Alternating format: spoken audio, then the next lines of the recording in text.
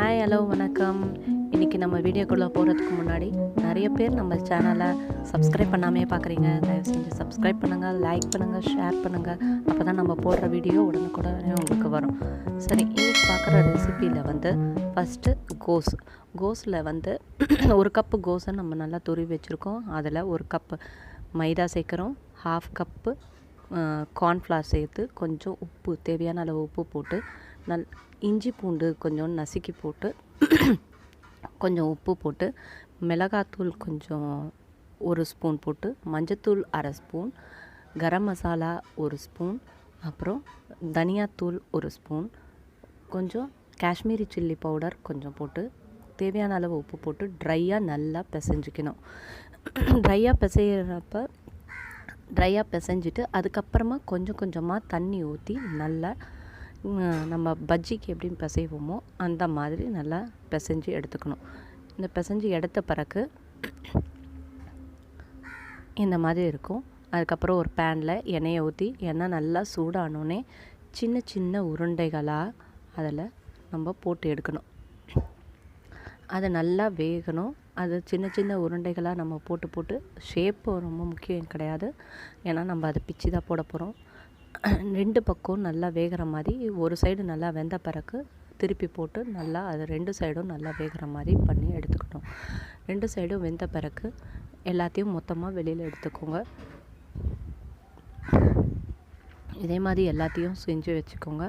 வச்சுட்டு இப்போ நம்ம செஞ்சதை வந்து பிச்சு போட்டுக்க போகிறோம். ஏன்னா அப்போ தான் வந்து அந்த மசாலா உள்ளே நல்லா இறங்கும், நல்லா டேஸ்டியாக இருக்கும். இதை வந்து நல்லா எல்லாத்தையும் கொஞ்சம் கொஞ்சமாக எல்லாத்தையும் நம்ம செஞ்சதை பிச்சு போட்டுக்கணும். அதுக்கப்புறம் ஒரு பேனில் எண்ணெயை ஊற்றிட்டு அதில் நம்ம நறுக்கி வச்ச ஒரு பெரிய வெங்காயத்தை நல்லா போட்டு ஒரு வெங்காயம் நல்லா நறுக்கி வச்சதை நல்லா வதக்கிக்கணும். வதக்கின பிறகு இஞ்சி பூண்டு இதை வந்து நான் நசுக்கி தான் போடுறேன், ஏன்னா அப்போ தான் வந்து அந்த க்ரன்ச்சினஸ் நம்ம சாப்பிடும்போது நல்லா வரும். அதனால் இஞ்சி பூண்டு 1 ஸ்பூன் அளவுக்கு நல்லா நசுக்கி போட்டு அதையும் நல்லா வதக்கிக்கணும். நல்லா வந்து வதங்கின பிறகு 1 டேபிள் ஸ்பூன் அளவுக்கு டொமேட்டோ சாஸ் ஊற்றிக்கலாம். அதை ஊற்றிட்டு நல்லா கொஞ்சம் தண்ணியை விட்டு நல்லா வதங்கணும். இதை நல்லா வதங்க தான் அந்த டொமேட்டோ சாஸும் நல்லா டேஸ்ட் வரும். இது நல்லா க்ரன்ச்சியாக சூப்பராக இருக்கும். இதுக்கப்புறம் நல்லா வதங்கின பிறகு இப்போ நம்ம கொஞ்சம் கொஞ்சமாக மசாலா ஆட் பண்ண போகிறோம். இதில் என்னென்னா ஃபஸ்ட்டு மிளகாத்தூள், இதில் 1 ஸ்பூன் அளவுக்கு நல்ல மிளகாத்தூள் ஆட் பண்ணிக்க போகிறோம். அதுக்கப்புறம் கொஞ்சம் மஞ்சத்தூள், அதுக்கப்புறம் 1 ஸ்பூன் அளவுக்கு கரம் மசாலா இது ஆட் பண்ணிக்கிட்டு தேவையான அளவு உப்பு போட்டு நல்லா கிளறிக்கணும்.